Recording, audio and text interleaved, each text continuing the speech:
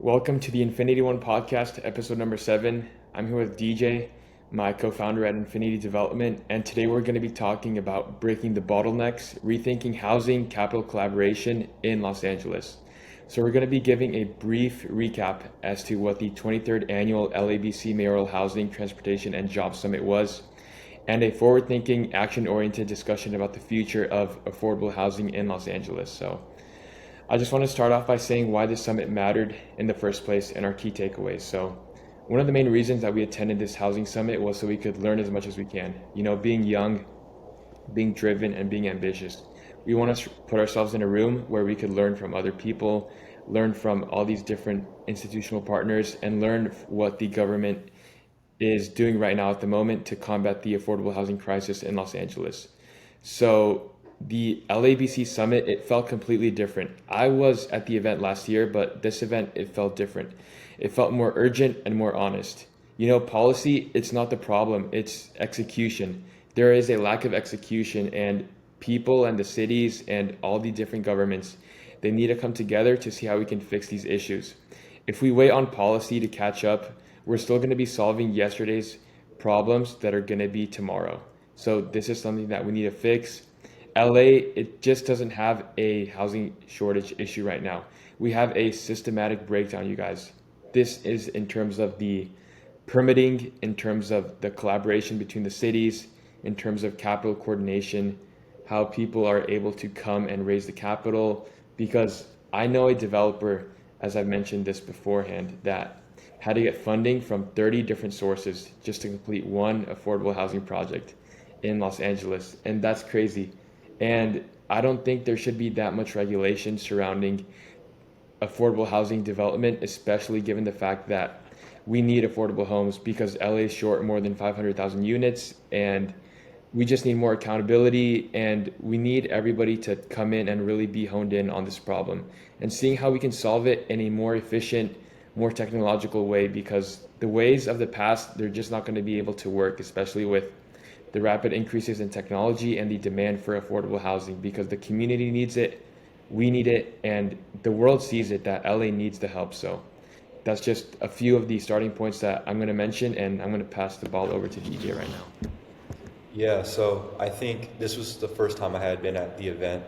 Um, I think there was, as Zeus said, a lot of determination out of everybody that was there, and I think a lot of really great minds and great ideas.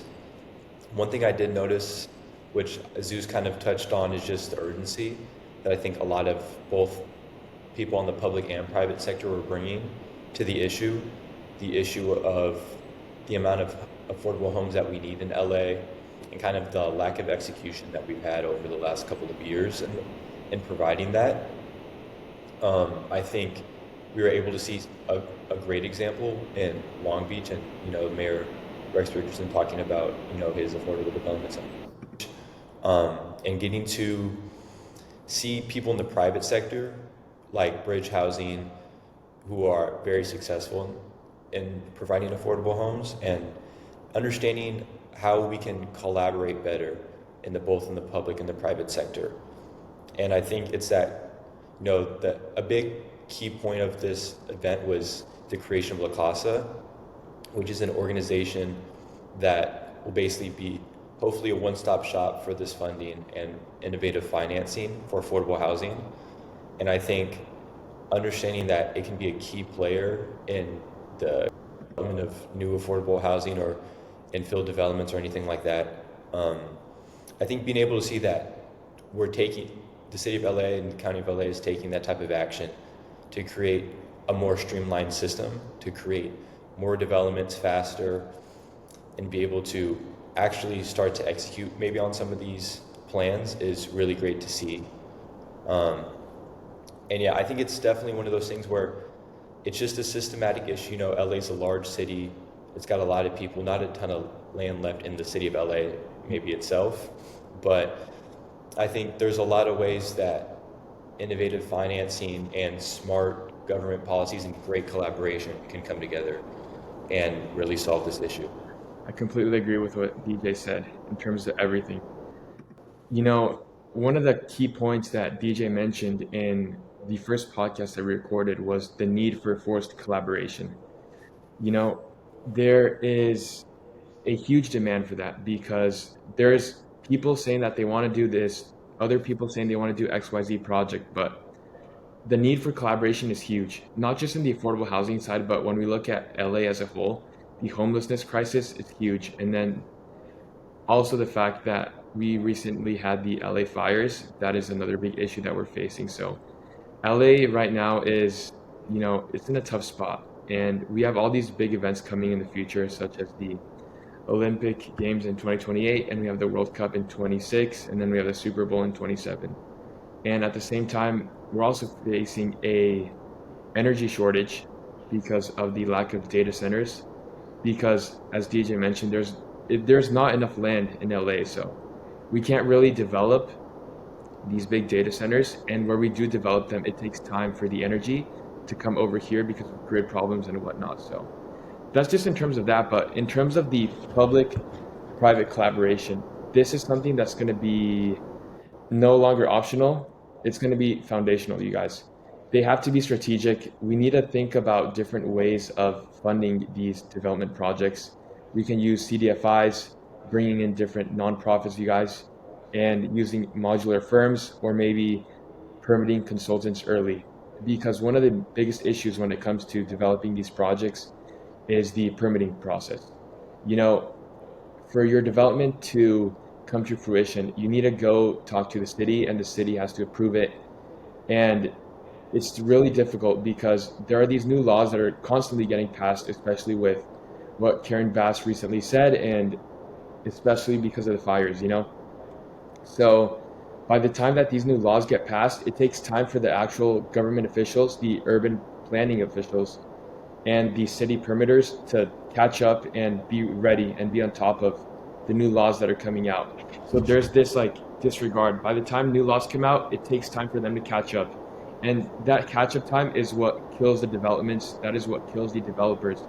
And that is, a bottleneck and an issue that we're facing because that lack of time, that lack of execution, and that lack of focus, I would say, is something that it kills developments, and that's what we need in Los Angeles, especially given the fact that we're short all these units and we're short like affordable housing units, and it's just something that really, really needs to get fixed up.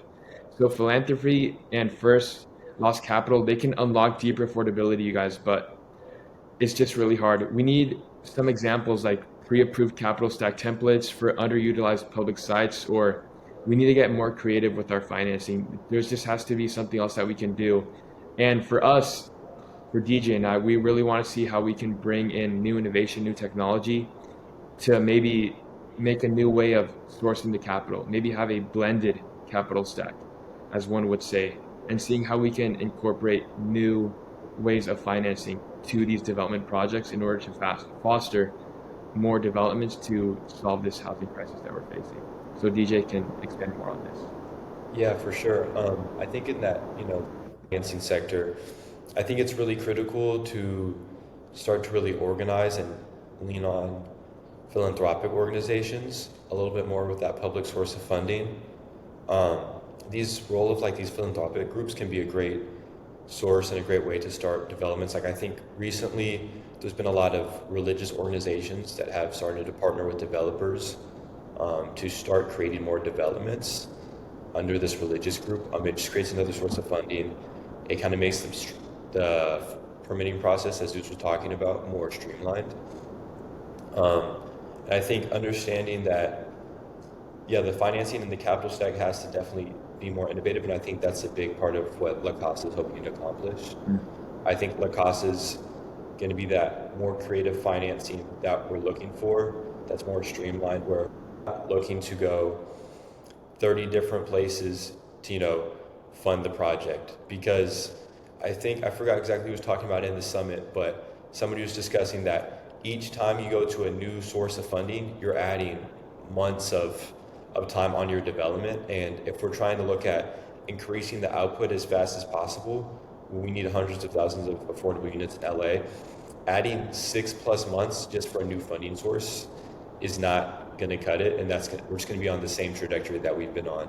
And I think hopefully, which we expect the costs to be this source of funding that can really knock out all those extra sources. But I think a philanthropic group can also be a great source of funding. That's a nonprofit organization that can come in and maybe help streamline the development process, because these philanthropic groups can own land, and they can help with some tax credits as well. And I think understanding also the bond market is huge in public finance. I think public finance in the bond market is doing so well. I think there's so many great avenues where this bond market can really continue to fund affordable housing, like just like it has with transportation and other sectors of other public sectors.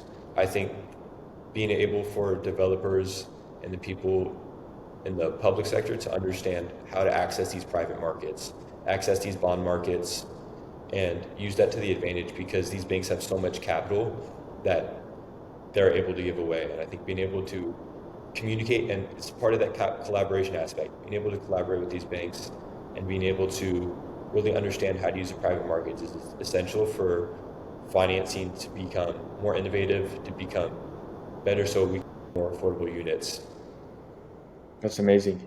Great insights. And I do want to give like a brief quote that bold policy without bold execution, partners, it doesn't move the needle. And something that DJ and I plan to do within Infinity Development is creating pre-designed funding frameworks that are going to be used for small to mid-scale projects. That is something that we aim to hitting that middle market affordable housing side with modular options and forced local labor sourcing, you guys. So now I want to move on to the capital stack and something that we both got from this in affordable housing. So the LA capital stack for affordable housing, it includes 4 different sections, and it can include more, but we broke it down into 4, which is public subsidy, private capital, philanthropic capital, and gap financing. So within your public subsidy, you have your federal, your state, and your local. And the federal includes your LIHTC, which is your low income housing tax credits, your Section 8s, as many of you guys are aware. Then your state, you have your Cal FHA, your housing accelerator, and your bonds. And for the local, you have your Prop HHH, your Measure ULA, and your LA HDC. And then for the private capital, you have your debt from the CDFIs, your banks, your ESG aligned lenders. You have equity from the impact funds, which are huge. This is something that we really are looking into because impact funds are extremely important. And then we have fund sponsor as well. And then for your philanthropic capital, this is something that we just get from regular philanthropies and nonprofits. And then you have your gap financing, which is essential when your projects don't pencil, especially right now, given the current rate environment, given the fact that Jerome Powell decided not to cut rates last Wednesday, and given the fact that we're facing all these big tariff issues at the same time. These tariff issues, they are affecting affordable housing developments, as we can see from a very popular affordable housing developer, Evan Holiday, who runs Holiday Ventures. He is having one of these same issues in Nashville, Tennessee, that these tariffs are impacting their affordable housing projects, and these projects, they just aren't penciling. And when you look at Nashville compared to LA, LA's a whole different beast. And the fact that they're having issues over there, it goes to show how we are having issues here, which goes back and it alludes back to the point of forced collaboration. So within your gap financing, this is creative layering. It can be your LIHTC, your city funds, your private equity, and it should close the last mile funding, which is going to be needed for you and for your projects to pencil out. So we really want to be forward thinking in our approach and not just use public money to fund the whole project. We need to look at different sources of capital. As DJ mentioned, maybe your nonprofits, maybe your private capital, maybe even looking at different family offices or impact funds or impact investors, which really want to leave a legacy on the world and help solve this issue, because as DJ mentioned before, it's large, it's really institutional, and it's something that we're going to need, especially for emerging developers like us who really want to leave an impact on the world. So I know that DJ has more experience in this, but if he can also add some thoughts. Yeah, I mean, I think one point that was really made in the event was that, in the public sector, right, the government only has so much money it can give out to everybody, and understanding how long, right, the process takes to get funding from all levels of government, that means that we need to focus on other sources of funding first. We can't just be relying on tax credits. We can't be relying on public funded money consistently for the affordable projects. We need to find other new ways to finance, which is, as I said before, right, your private bond markets, your philanthropic groups. Being able to rely on these sources of funding more often and being able to allow your kind of your capital stack to switch, right? Instead of having your public sector be your greatest source of funding, maybe it's the private markets. And I think there's been great examples in LA of mixed use developments, of multifamily developments where they haven't even used any public funding tax credits, and those deals penciled out faster and made amazing affordable units in low-income communities, integrating a bunch of different great retails. Like I know there's a mixed-use development that had Costco under it, and I think that deal had no use of public money. And I think understanding that firms need to be able to understand how to use private money instead of public money more often.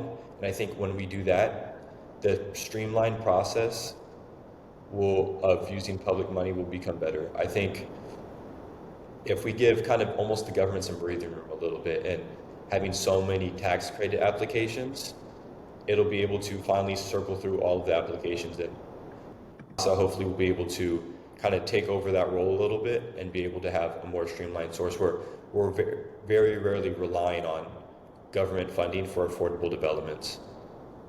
Completely agree. I think there needs to be a more nuanced way of thinking about how we can access capital for these development projects. And I do want to mention some key points and key notes that I took over at the event, which are, they're crazy to think about in the first place. I first want to mention that Texas itself, they're building housing 22 months faster than California. And it's not capacity, it's system design, you guys. So the fact that Texas is beating us and we're short housing units, it's crazy. There's so much issues that we're facing in LA, and there needs to be, as I mentioned before, forced collaboration. Everyone needs to come together and help solve these issues, because developments, they're occurring really fast in these other places. In anywhere in the South, you have your Texas markets, you have your Arizona markets, and your Florida markets. And they're not facing these issues. We are facing these issues. So this is something that we do need to fix. And we have another issue, as I took notes, which is inefficiency.